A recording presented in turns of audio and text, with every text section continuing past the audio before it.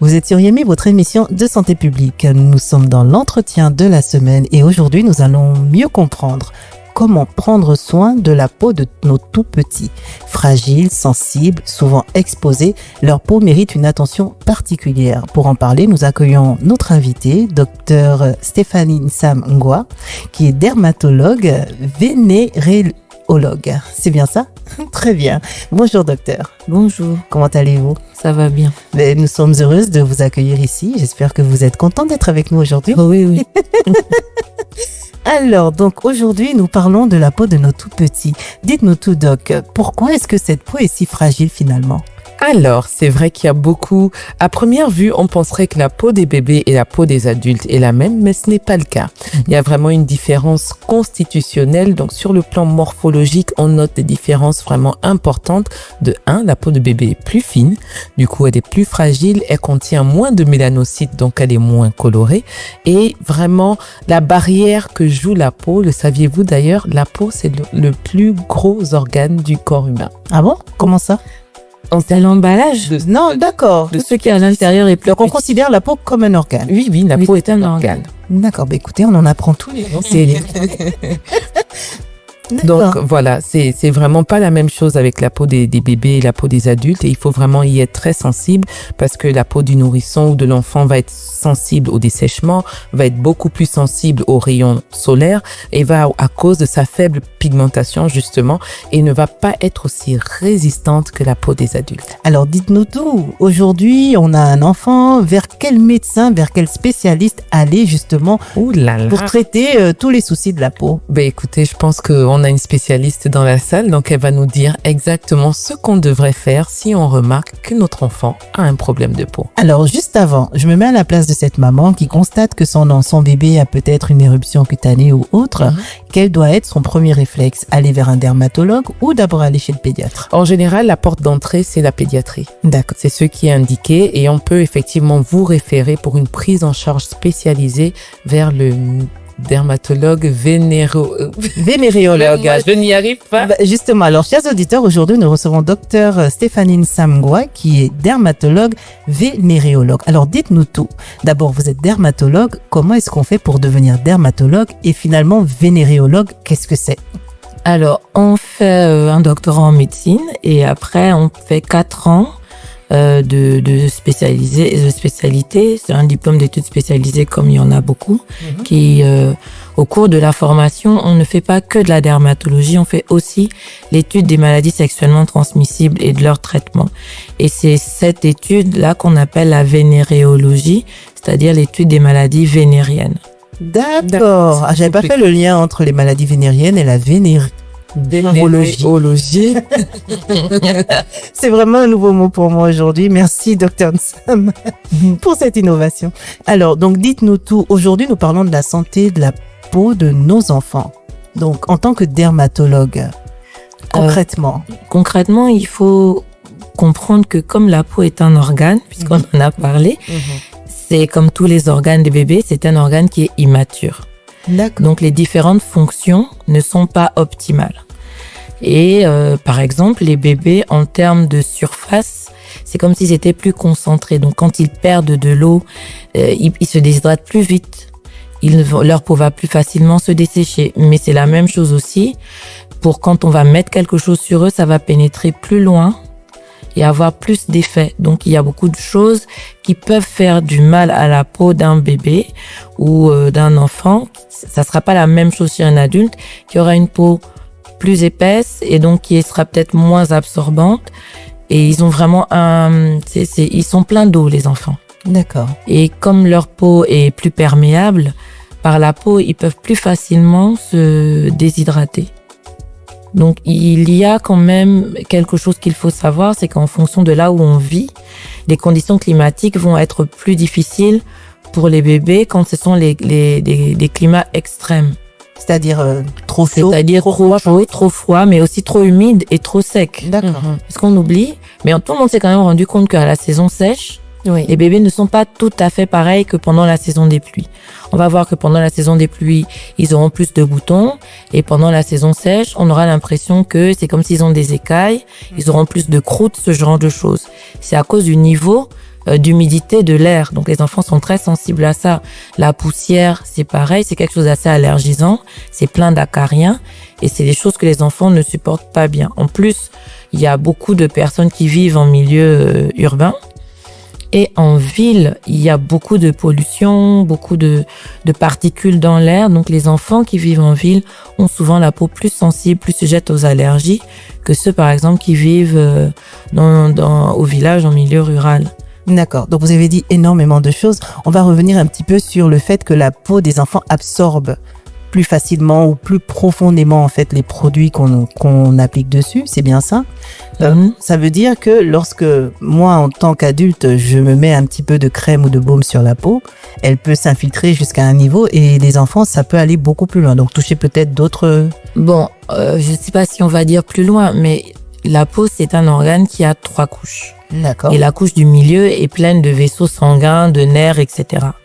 La couche du dessus, il n'y a pas grand-chose à part des cellules qui n'ont même pas de noyau et puis de la graisse, on va dire. D'accord. Alors, quand on met un produit sur la peau, c'est en général un mélange d'huile et d'eau. Et l'huile est véhiculée jusqu'à la couche du milieu où il y a les vaisseaux sanguins. Donc, si on a une peau qui est très perméable, on va avoir plus de passage dans le sang du produit quand on a un jeune enfant plutôt qu'un adulte. Donc, si ce produit-là constitue un quelconque danger, en termes de risque, la peau du bébé c'est plus risqué de mettre quelque chose sur un bébé que chez un adulte. Et puis, comment vous dire, les bébés ont un problème de régulation de la température. La peau aussi fait ce travail-là. Vous allez voir que les bébés ont facilement la bourbouille. Effectivement. Parce que ce sont les glandes sudorales, donc ceux qui fabriquent la sueur, qui sont gorgées de sueur, qui n'ont pas réussi à bien éliminer. Et c'est celle-là qu'on va voir, qui va faire comme s'il y avait une peau d'orange, ou en tout cas la bourbouille. D'accord. Ce sont ces glandes-là qui sont pleines, mais la sueur, c'est de l'eau et du sel et des choses qui sont un peu irritantes. C'est censé s'éliminer. Si c'est pas éliminé, eh bien, ça va irriter et créer la bourbouille en question. Donc, les bébés sont très sensibles, la peau des bébés est très sensible aux variations de température. Autant il faut les couvrir quand il fait froid, autant il faut les dénuder quand il fait chaud. Autant quand il fait sec, il faut leur mettre de l'huile, le fameux maningu. Dont on a parlé tout à l'heure. Oui, le fameux maningu dont on a parlé tout à l'heure. Mais chez des enfants qui ont vraiment la peau très sèche, il faudra le mettre sur une peau qui est moite, pas trop asséchée. Parce qu'on a tendance à trop essuyer un petit peu et voilà, parce que ça va permettre, l'huile là va permettre de véhiculer l'eau parce que la peau a besoin d'eau. Elle n'a pas besoin que de gras. Elle a besoin d'eau. Et dans nos pays où on sue beaucoup, où les enfants perdent beaucoup d'eau, par exemple, les enfants, quand on les baigne, on les hydrate aussi. Parce que l'eau s'infiltre aussi. Voilà. Après, quand on va mettre l'huile par-dessus, quand on va les oindre d'huile, ça va faire comme ça ferme en fait. Ça va empêcher l'évaporation de l'huile en question. D'accord. Ah ben c'est tout un mécanisme. De l'eau en question. Finalement. Mais la sagesse ancestrale, ils avaient une vision empirique. Ils voyaient bien. Et c'est pour ça que en Afrique, on a tendance à baigner les enfants et après, on les enduit d'huile, qui n'est pas forcément une habitude cosmétique qu'il y aura dans d'autres pays. Tout à fait. Parce qu'ils n'ont pas les mêmes réalités en termes, par exemple, de sueur, en termes d'agressivité du climat. Vous savez que quand vous enduisez la peau d'huile, vous créez une sorte de barrière. Vous renforcez la barrière.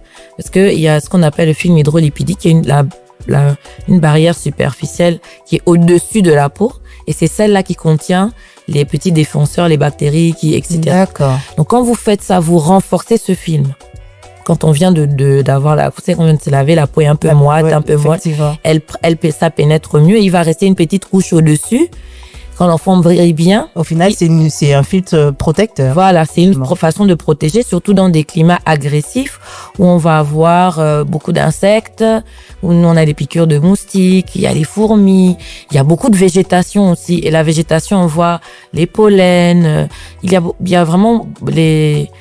vraiment beaucoup plus d'agression en termes d'environnement chez nous. Et maintenant, en plus, on a les agressions urbaines. Donc, on a aussi la pollution. On a le même climat, si ce n'est pire avec les changements climatiques. Mais on a aussi le ciment, les évaporations de bitume, Les tuyaux d'échappement. les tuyaux d'échappement, toute l'activité qui se passe, parce que les voitures soulèvent la poussière, on ne s'en rend pas compte. Donc tout ça, nos enfants le subissent. Et c'est pour ça que les gens ont cette impression réelle que lorsque on lave un enfant et qu'on l'enduit d'huile, on a l'impression que sa peau est plus belle, parce que c'est une réalité en fait. D'accord. Mais ça, c'est bien ça, de le dire comme ça, parce que important. même nous, en tant que maman, en tout cas moi personnellement, je découvre et j'apprends énormément. Mais d'où l'intérêt, d'où l'importance d'ailleurs de se demander, finalement, les enfants ont une peau qui est finalement très fragile. Qu'est-ce qu'il faut mettre dessus? Comment l'entretenir? Alors, il faut quand même dire qu'il y a beaucoup d'enfants qui ont la peau sensible. Très bien. C'est-à-dire, il y a la peau des enfants, en général, elle est plus sensible que celle des adultes, mais dans le groupe des enfants, il y a des enfants qui ont la peau encore plus sensible que les autres. On va les reconnaître facilement parce que quand on va leur mettre les produits cosmétiques, il y aura des boutons, Des ils vont réactions. se gratter. En tout cas, ça va réagir. C'est rapide en général. Ces enfants-là, en général, il faut leur mettre ou des produits où c'est estampillé peau sensible, ou bien peau atopique, ou en tout cas, des peaux particulières. Sinon, quand on a un enfant qui n'a pas la peau sensible ou qui n'a pas la peau atopique, c'est-à-dire qui fait pas des allergies tout le temps, qui se gratte, qui a des boutons, les autres enfants, c'est du savon, de l'eau, de l'huile la plus simple possible. D'accord. Là, c'est la grande déception pour toutes les mamans qui aiment bien les gammes de produits qu'on Non, mais après, pas si vous mettez des gammes, c'est très bien. Si l'enfant le supporte. Si l'enfant le supporte, Il y a des fois, il y a des mamans, elle essaye 3, 4, 5 gammes et ça ne va pas. C'est parce que souvent, les enfants qui ont la peau sensible et la peau atopique ne supportent pas le parfum. Il y a vraiment, on va dire, un tiers des enfants qui supportent pas le parfum. Ce qui fait que le bébé sent bon, qu'on aime tant là. Mais parfois, ça va même plus loin. On a même des enfants, parce que j'en ai vu, moi, quelques-uns, qui même le tissu étaient allergiques à certains tissus. Donc, les frottements avec des tissus qui sont peut-être en nylon ou Alors, trop chez synthétiques. les enfants, les tissus synthétiques à éviter, mais aussi les vêtements serrés. Il y avait les vêtements serrés et puis il y a des espèces d'élastiques, des fois au bord, là, Oui, tout à fait. qui sont vraiment très... C'est irritant aussi pour oui, les enfants. c'est irritant, souvent. Le genre d'élastique qui gêne, qui nous permet de gérer les tailles, peut-être, des pantalons. Voilà. Oui, mais il y en a même aussi au Et niveau Au niveau des manches. Voilà, ouais. des manches. Ouais. Des fois, on voit, ça laisse des traces. Des traces, Oui. ouais. Et souvent, les enfants, à ces endroits-là, aux emmanchures, Oui. ils vont développer des petits boutons ou des rougeurs parce qu'ils supportent, il faut pas mettre, il y a des enfants, il faut leur mettre des vêtements larges. Il y a des enfants qu'il faut pas trop savonner. En fait, Ou peut-être trop frotté aussi. non, le gras de corps, en fait, nous, on est contre. Ah oui, non, mais là, Non, mais Les dermatologues On en sont parle. contre le... il faut qu'on en parle parce que pour avoir vécu dans d'autres pays, je sais que là-bas, c'est plus le gant. Oui. Voilà. Mais nous, on aime bien le filet qui est bien rugueux, bien dur. On prend en Afrique, nos enfants jouent dans la boue, ils font des choses, bon. Mais, et donc les gens ont tendance à les frictionner. Le problème de quand on se gratte, c'est que quand on gratte, ça gratte. Oui. Donc il y a un effet d'entretien. Et vous allez voir que souvent, les gens, quand ils sortent de la douche, ça gratte beaucoup. Ils se sont lavés, ils se sont frottés. On a Et ils ont- l'impression d'être dérangé. Voilà. Et quand ils sortent, ça gratte beaucoup plus. Le fait de gratter une peau qui a tendance à gratter, ça aggrave le problème. D'accord. Ça, c'est 1. 2, notre fameux film hydrolipidique qui existe, que les enfants fabriquent assez difficilement. Quand vous venez vous frotter, vous l'enlevez, en fait. D'accord. Bon. Donc, c'est pour ça, nous, on préfère le gant. Parce que c'est une caresse, en fait, qu'on doit faire quand on lave les enfants. Et ça, c'est quelque chose qu'on nous a jamais vraiment expliqué parce que personnellement, ayant grandi au Gabon, quand on me dit à l'étranger qu'il faut laver mon enfant avec un gant, je leur dis, écoutez, bien souvent même je faisais venir, comme on dit vulgairement, les gratte-corps. Après, il y en a qui ont la peau coriace, mais dès que ça commence à être inconfortable, il faut tout de suite arrêter le gratte-corps. Donc il y a vraiment de mauvaises pratiques qu'on a au quotidien. Sur le Pensons plan au final cosmétique, il vaut mieux éviter. En fait, la peau est très bien conçue. Et il y a les 3 couches, la couche de soutien pleine de graisse pour rendre la peau qu'elle puisse absorber les chocs et les appuis. Après, il y a la partie du milieu qui est nourricière, où il y a les vaisseaux sanguins, où ça grippe les poils, les glandes sudorales, etc. Et il y a la partie du dessus qui est comme du cuir, qui est juste un tissu où il y a vraiment pas, il y a pas de cellules. Ce qui fabrique la couleur est en bas, et au-dessus, c'est vraiment du gras et des protéines. Il y a rien dedans, et c'est fait pour être quasiment imperméable. par-dessus, on met encore un petit mélange d'huile et d'eau, comme le crépissage d'un mur. D'accord. On mélange de l'eau avec du ciment Oui. et on étale dessus. Sur la peau, le crépissage, c'est de l'huile et de l'eau. Et dedans vivent des bactéries et des virus protecteurs. D'accord. D'accord. C'est bien super compris. intéressant. Donc, en fait, finalement, l'utilisation du gras de corps, c'est comme si on faisait une exfoliation Voilà. quotidienne. Chaque fois, on enlève. Voilà. Alors que l'exfoliation n'est pas recommandée tous les jours. C'est 2 fois par deux fois par semaine. Une à Et deux du fois coup, par ça semaine. s'applique également aux adultes. Oui. Alors, chez les adultes, c'est Des un peu photos. différent. On va juste faire un petit focus. Parce que quand le vieillissement commence, on veut stimuler la fabrication de nouvelles cellules. D'accord. D'accord. Donc, quand on enlève les cellules du dessus, et puis là, la peau est mature, elle sait refabriquer son film protecteur. Donc, quand on fait l'exfoliation, on stimule la fabrication de nouvelles cellules de la peau et ça a tendance à rendre la peau avoir un meilleur aspect parce que la peau a l'air plus jeune, plus lisse, Et plus éclatante. plus éclatante. Mais c'est pareil, hein, chez les adultes, si on le fait trop souvent, ça se termine en une peau qui devient sensible, une peau qui devient sujette aux allergies, qui commence à faire des rougeurs. Donc, chez l'enfant, on ne fait pas du tout l'exfoliation parce qu'il est même pas capable de bien refaire son film hydrolipidique D'accord. rapidement. Chez l'adulte, 1 à 2 fois, c'est bien. Sinon, après, ça devient délétère. Ce n'est plus intéressant. Effectivement. C'est En tout cas, chers auditeurs, j'espère que vous avez bien suivi les conseils du médecin parce que là, moi, personnellement, j'ai beaucoup appris aujourd'hui. Ah ben oui, moi Alors, aussi. on va revenir rapidement sur les maladies de la peau chez les enfants. On a tendance à observer des mycoses de temps en temps ou même beaucoup d'eczéma parfois. À quoi est-ce que c'est dû finalement? Alors, la plupart du temps, l'eczéma chez les enfants, c'est dû à une maladie qu'on appelle la dermatite atopique, qui est une susceptibilité à faire des allergies tout le temps. C'est peut-être héréditaire aussi? Il y a une prédisposition héréditaire. Souvent, ils ont un parent asthmatique ou qui a une rhinite allergique ou bien qui fait de l'eczéma. Donc, mais c'est pas parce que vous êtes asthmatique votre enfant, parce que c'est la même maladie en fait. C'est la maladie allergique. Ça peut être la conjonctivite, ça peut être la rhinite, ça peut être l'asthme et ça peut être la dermatite atopique. Ce sont les manifestations sur différents organes d'une même maladie. D'accord. Et quand on a les deux ou les trois, est-ce que ça veut dire? Et il y a des gens qui vont avoir le pack, ils vont avoir les yeux qui grattent, le nez qui coule, éternuer tous les matins et la peau qui gratte pour tout le temps et ils ont la peau sèche en plus. Ceux qui ont une dermatite atopique et ils sont asthmatiques. Ce qui est intéressant avec la dermatite atopique, chez on va dire 80% des enfants, ça va disparaître autour de 5-6 ans. Ok. D'accord. Les enfants la peau finit par s'adapter. Et au bout d'un certain temps, ils ne font plus de crise. Alors, elle s'adapte à quoi exactement? À l'environnement? Oui, la peau s'adapte à l'environnement. En fait, vous savez, quand les enfants naissent, ils naissent stériles, ils n'ont rien sur eux. À l'intérieur de la maman, c'est hyper propre. Il n'y a pas de bactéries, il n'y a pas de mycoses, il y a rien. Et quand ils arrivent, en fait, c'est un milieu agressif, plein de microbes. Ils doivent fabriquer leur propre flore défense.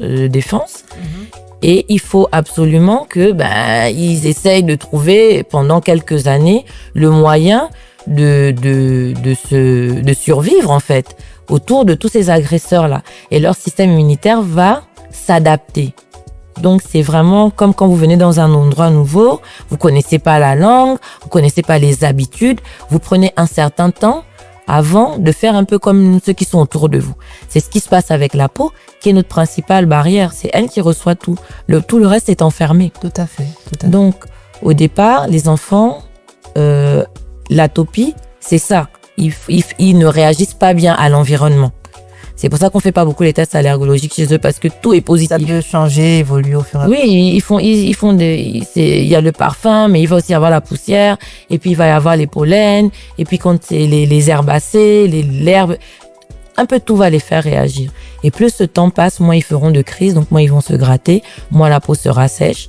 Au fur et à mesure, c'est que la peau grandit en fait avec l'enfant. L'enfant prend sa taille définitive vers 16-17 ans. C'est un peu aussi comme ça le pour la peau. principe pour la peau. Voilà. C'est vrai qu'on ne connaît pas vraiment cet environnement-là au final, parce que déjà aujourd'hui on a découvert que la peau c'était un organe. Mais en plus, on en apprend énormément. Mais je souhaiterais quand même faire un petit focus quand même, Doc. Nous avons aujourd'hui docteur Stéphanie qui est là. On en parlait aussi un petit peu ce matin. Est-ce que concernant les enfants albinos, il y a justement un entretien particulier au jeune âge? Parce que souvent, on parle de sensibilisation, on parle d'albinisme, etc. Mais je trouve qu'on fait pas suffisamment de focus sur les enfants. Comment ça se passe avec les enfants? Alors, les enfants, quels conseils pour les parents? enfants et les adultes albinos, c'est la même chose. C'est des peaux qui sont complètement intolérantes au soleil.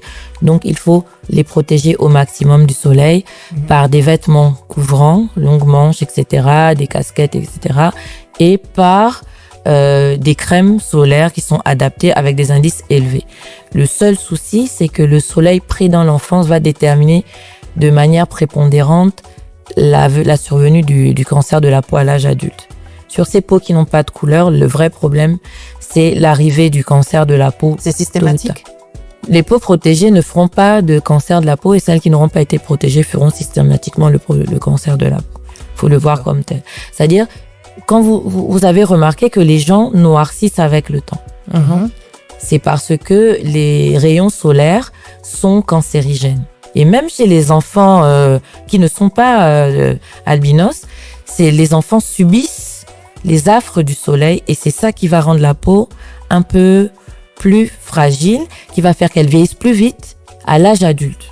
Ça va entraîner un vieillissement prématuré et en plus, ça va endommager l'ADN parce que les ultraviolets endommagent l'ADN et ça, c'est cancérigène. Donc, il faut protéger les enfants du soleil en fait. Chez les enfants noirs, quand ils ont du soleil, ils noircissent. Donc, la mélanine, c'est un protecteur, le protecteur ultime. Avec ça, on n'attrape pas le cancer de la peau. Ceux qui n'en ont pas vont l'attraper. Donc, les mamans s'inquiètent souvent. Oh, c'est pas son teint. C'est son teint. C'est son teint de quand il joue dans la cour et que sa peau veut protéger ses cellules du cancer. Ouais, mais il n'est pas né avec le teint là. Bien heureusement, parce que quand il était enfermé dans la maison avec des habits couvrant des grenouillères, etc., il n'avait pas besoin de se protéger. Mais quand il commence sa vie sociale, où il joue avec les autres, où il est exposé au soleil, sa pigmentation va augmenter. C'est pour ça qu'on a l'impression que les enfants noircissent. Oh non, c'est son lait de corps qui a fait ça. Oh, c'est la savonnette qui est pas adaptée. Non, c'est une adaptation de la peau aux conditions dans lequel ils se retrouvent. Et souvent, les enfants, en saison, ça, ils vont éclaircir à nouveau pour 2 raisons. Il y a moins de soleil et puis ils vont pas à l'école. Oui. Donc, ils sont plus à la maison, donc moins exposés. Les enfants qui jouent à la PlayStation sont plus clairs que ceux qui jouent au football. Tout simplement. De la même manière, on a remarqué, j'ai fait le test aussi avec mon fils, quand il est à Libreville, je trouve qu'il a un teint très foncé. Mais il suffit qu'il parte en vacances, il revient... Oui, c'est exactement ça. Et pourtant, il est exposé au soleil aussi quand il va en vacances. Ah oui, mais nous, on est à l'équateur. Et à l'équateur, c'est l'endroit le plus ensoleillé du monde parce que... Et les rayons sont peut-être plus forts. Les rayons sont plus forts chez nous. Plus proches. C'est plus proche, en fait. D'accord. Comme c'est bombé, la partie où c'est bombé, là, c'est là où nous sommes. D'accord. Donc, quand vous voyez, quand les rayons arrivent tout droit, c'est direct sur nous. Quand ils vont sur l'épaule, c'est oblique, donc les rayons sont plus longs. Quand tu vas dans les extrémités et quand tu es au milieu de la boule, les rayons sont plus courts. Et donc, ils sont plus intenses. D'accord. Ce qui nous emmène peut-être aussi à aborder le sujet de la fameuse crème solaire parce que il y a cet adage qui dit, on est noir, on n'en a pas besoin. Finalement, on en a besoin plus que les autres.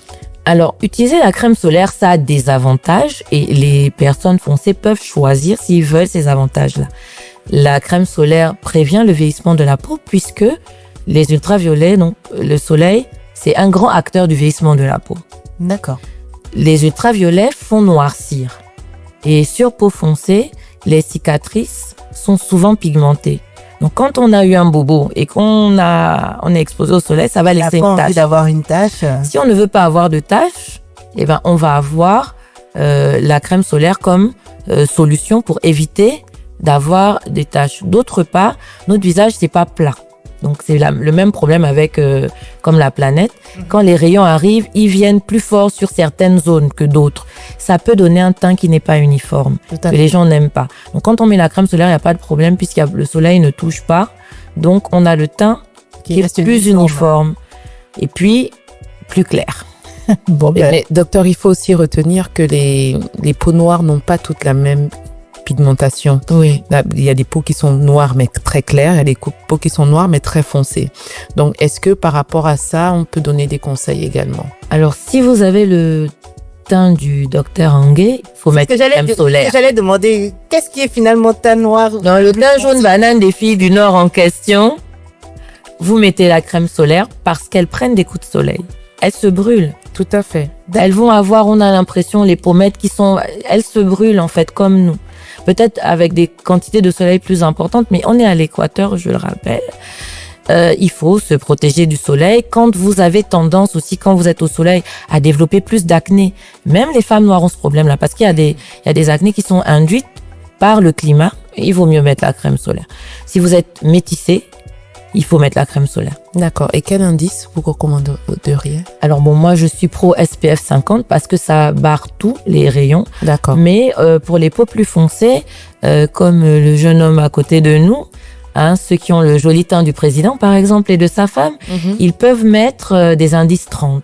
D'accord. Indice 30. Alors tout ça, c'est des références qu'on donne directement en pharmacie. Voilà, ils savent de quoi il C'est s'agit. spécifié en général sur les laits de corps, sur les crèmes. Vous pouvez voir, c'est écrit SPF 30 ou SPF 50.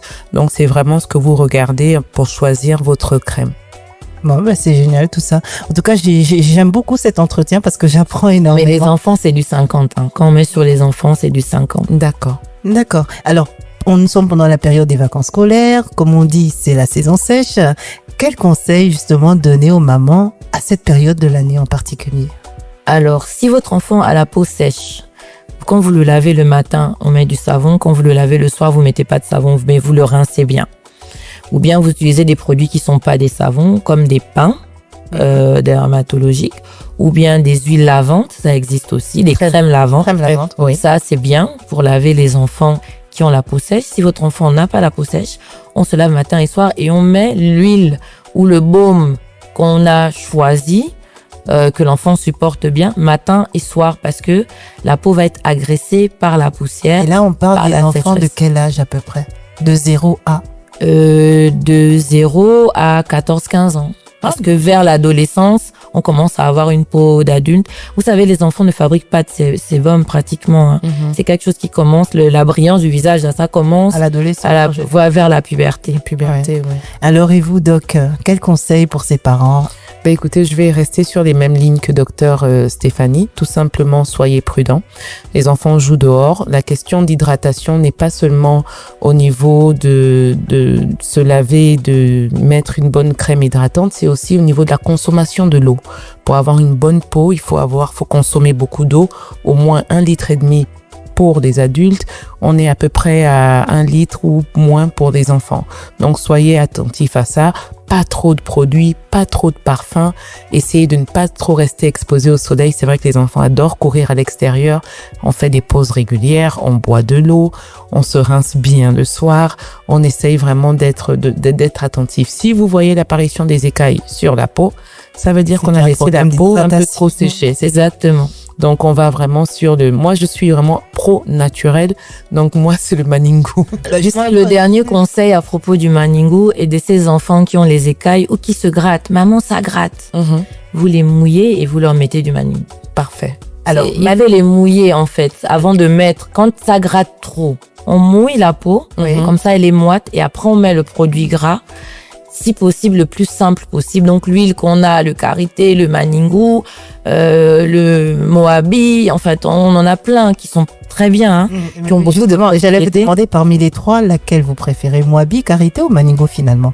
Alors, moi, comme je suis au Gabon, je suis pro Moabi parce que je pense que il est temps de consommer local. Tout à fait. Mais l'huile d'amande de palme, elle est bien, elle est très bien. Elle a peut-être moins de propriétés, mais elle est plus facile d'accès et elle fait le job. C'est vrai, c'est vrai. Alors, dernier conseil. Alors, moi, je pense aux enfants qui jouent. On a dit qu'on est sur l'équateur, le soleil qui est finalement plus proche que de nous. À quelle heure les enfants doivent jouer et à quel moment ils doivent pas être exposés du tout? Donc, je pense qu'il faut pas rentrer dans la psychose parce que le stress c'est pas bon pour la peau. On nous a souvent dit Mais- en fait à l'école qu'il fallait pas sortir entre midi et 2 parce que le soleil. Les enfants qui jouent dehors ont l'âge où on les appelle une fois par heure pour boire de l'eau. C'est ça. C'est ce Il faut qu'ils boivent de l'eau. C'est ce qu'il faut faire. Les Ils jouent. En fait, on les lave le matin, comme ça ils partent avec une certaine protection. Ils vont jouer, ils vont en perdre un peu. On les relave le soir pour réparer. C'est ça. C'est pas les laver, leur mettre le corps gras. Donc pas de restriction, ils peuvent. Non, ils jouent. Et après, il faut se reposer. Mais il y a les siestes, etc. Mais l'essentiel, c'est que régulièrement, ils s'hydratent. C'est le problème. Parce que l'eau ne sort pas de nulle part, il faut la consommer. Tout à fait. Tout à fait, c'est parfait. Alors, vous avez encore un dernier mot pour la fin, avant que je ne finisse avec ma conclusion? Vous souhaitez dire quelque chose, docteur Stéphanie? Je suis très très contente d'être venue là et effectivement, je trouve que parler de l'eau, on n'en parle jamais assez parce qu'en saison sèche, comme il fait pas trop chaud, on l'oublie. Et en saison sèche au Gabon, l'eau se fait rare. Ça, c'est la réalité. Non, mais Donc, c'est vrai qu'on n'en hydratez-vous parle pas suffisamment. par la bouche et par la peau, c'est important. C'est important. Et d'ailleurs, on parle de peau, le choix de l'eau pour le bain, finalement, ça reste quand même important. Aujourd'hui, on a dans certains quartiers une difficulté d'approvisionnement en eau. Est-ce que le fait d'utiliser une eau finalement qui n'est pas si potable, parce qu'on les garde, on les stocke, etc., c'est bon pour nous? Juste en 2 minutes. Alors l'eau potable, c'est plus un problème quand on la boit. D'accord, ça n'a pas d'impact sur Maintenant, le problème des eaux, c'est surtout parce qu'elles stagnent. Et quand les eaux stagnent, les micro-organismes vont s'ajouter. Et les parasites, et les champignons, etc. Donc si on a, à cause de tous les problèmes d'accès à l'eau, une eau qui est restée longtemps, souvent, on va même voir des choses bizarres. Oui. Ça lave mieux. Soit on fait l'utilise pas. bouillir l'eau pour tuer tout ça, soit on l'utilise pas ou on prend de l'eau filtrée. L'autre chose, c'est le fond. Le fond dedans, il va y avoir plein de dépôts, des métaux lourds, de la boue, etc. Vraiment, le fond, on l'utilise pas non plus. D'accord. Donc, si on n'a pas pris l'eau du fond et qu'on a évité l'eau qui stagne, je pense qu'après, on est pas mal. Bon, Alors, génial. dites-nous un mot sur l'eau de pluie. Qu'est-ce que vous en pensez? Rapidement, parce que l'eau à la fin. Pluie, c'est un problème parce que la pluie passe par l'atmosphère. Très bien. Et donc, elle va prendre tout ce qu'il y a dedans. Donc, c'est de l'eau qui est potentiellement polluée. L'eau de pluie, en général, quand on la laisse reposer, il y aura un dépôt dans le fond. Il y aura tous les éléments de la pollution atmosphérique qui seront à l'intérieur. À déconseiller. En fait, c'est le même principe qu'avec l'eau de la dernière fois. Si on peut ne pas la prendre, on la prend pour autre chose que se laver. Mais si on doit la prendre pour se laver, on prend pas le fond et puis on la fait bouillir. Vous venez de tuer le mythe. J'ai beaucoup de... Parce que l'eau de pluie du village, c'est pas la même eau de pluie que celle de Libreville. J'en connais même des adultes, on ne les citera pas ici, qui même quand il pleut, prennent plaisir à sortir et à se laver sous la... Je fais partie du groupe. J'allais dire la meilleure. J'ai pas envie de dire que je faisais ça, mais C'est de temps. c'est vrai, C'est de temps en temps. pas tout le temps. Non, c'est vrai que c'est même très rare, je dirais aujourd'hui à nos âges, mais c'est des choses qu'on a eu à faire pendant longtemps, quand on était Une petit. fois on passe et on En passant avec les enfants, ça peut être plaisant de se dire bon, on va rigoler sous la pluie. Mais en Pareil. faire une habitude, ça va concentrer en fait les particules, les microparticules qui sont dans l'atmosphère sur nous. Tout ça aussi, c'est une question de dose. D'accord. Il y a des doses, une fois tous les 2 mois, vous avez eu le temps de les éliminer, puis vous laverez avec une eau qui n'aura rien prochainement, donc ça va. Mais si maintenant l'eau de pluie qu'on garde dans les fûts, qui est pleine, bien pas concentrée, garder. qui ruisselle Pas du celle toit, qu'on qui a garde pris dans les toute la fûts. poussière de la journée. Du tout, c'est vraiment s'amuser sous la pluie avec les Ça, c'est enfants, vrai. rigoler, ça c'est sympa. On va pas casser le mythe quand même. Alors, donc, chers auditeurs, vous savez tout maintenant sur la peau de vos enfants et en l'occurrence sur la vôtre aussi parce que les conseils sont les mêmes, finalement, pour vous et pour eux. Alors, la peau de l'enfant, c'est bien plus qu'une enveloppe. C'est un bouclier fragile en pleine construction. En prendre soin dès le plus jeune âge, c'est lui offrir une meilleure santé pour l'avenir. Nettoyage doux, pas de gras de corps, hydratation adaptée, protection solaire si besoin, attention aux infections, ce sont des petits gestes mais de grands réflexes à adopter pour toute la famille. Et n'oublions pas, les enfants albinos ont une peau particulièrement sensible au soleil. Pour eux, la protection doit être renforcée chaque jour. Protéger la peau de nos enfants, c'est les aimer autrement et ça commence dès aujourd'hui. À bientôt. À bientôt. Au revoir. Yemi, votre émission de santé publique. Retrouvez Yemi, votre émission de santé publique, présentée par l'Obs et Dr Angué Marcia et Pouspé Mongoy sur Urban FM 104.5, la station urbaine. Du lundi au vendredi à 11h. Urban FM 104.5.